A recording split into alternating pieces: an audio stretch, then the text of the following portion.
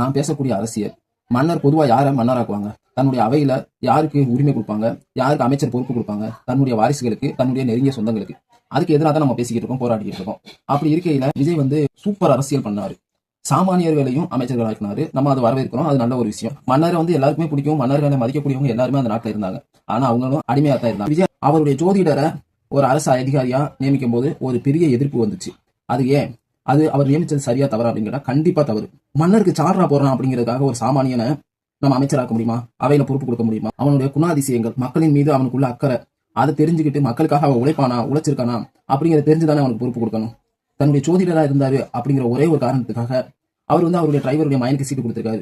நம்ம பெருசா எதிர்ப்பு எதுவும் எதிர்ப்பே தெரிவிக்கல. எல்லாருடைய சாமானியர்களையும் அமைச்சர்கள் ஆக்கியிருக்காரு. நம்ம அதுக்கு வாழ்த்துக்கள், இது நல்ல ஒரு முயற்சி அப்படின்னு நம்ம பாராட்ட தான் செய்யறோம். ஆனா அவருடைய ஜோதிடர் எல்லாரையும் அமைச்சர்கள் ஆக்கணும், கவர்மெண்ட்ல பொறுப்பு கொடுக்கணும்னா எப்படி? அவங்களுடைய கேரக்டர், மக்கள் மீது அவங்களுக்குள்ள அக்கறை, ஒரு ஜோதிடர் மக்களின் மீது என்ன அக்கறையோட இருப்பாரு அப்படின்னு நீங்க நினைக்கிறீங்க? ஒரு ஜோதிடர் எவ்வளவு பகுத்தறிவோட இருப்பாரு அப்படின்னு நினைக்கிறீங்க? எல்லாருக்கும் நம்ம பொறுப்பு கொடுக்க முடியுமா? தன்னை சுத்தி இருக்கிற எல்லாருக்கும் அவர் பொறுப்பு கொடுத்தாருன்னா, சாமானியர்களுக்கு கொடுக்கறது வேற, தன்னை சுத்தி இருக்கக்கூடிய தன்னுடைய வில்வீசர்களுக்கு மட்டும் கொடுக்கறது வேற.